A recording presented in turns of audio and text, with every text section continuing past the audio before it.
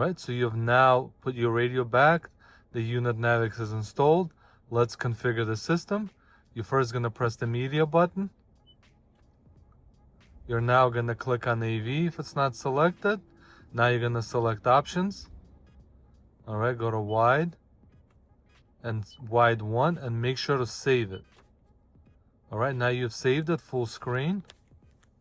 Alright, it will be full screen every time going forward. Now, to be able to control the CarPlay unit, you're going to hold the telephone hang up button for about 7 to 8 seconds. Alright, let's try the touchscreen. Press setup.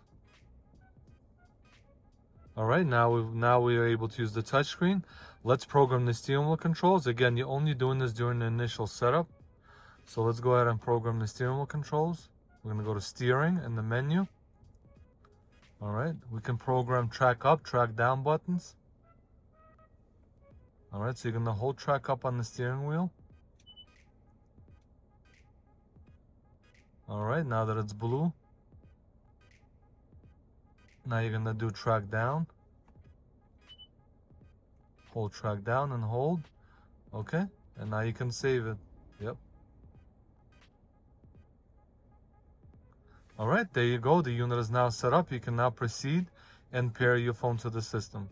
Just remember, every time you want to be able to control CarPlay with the touchscreen, every time you start the car, you have to press the telephone hang up button for 7 seconds. It'll give you touchscreen control.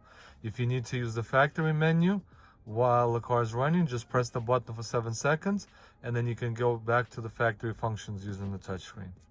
Any questions, please call us from the car and we'll help you troubleshoot. Thank you.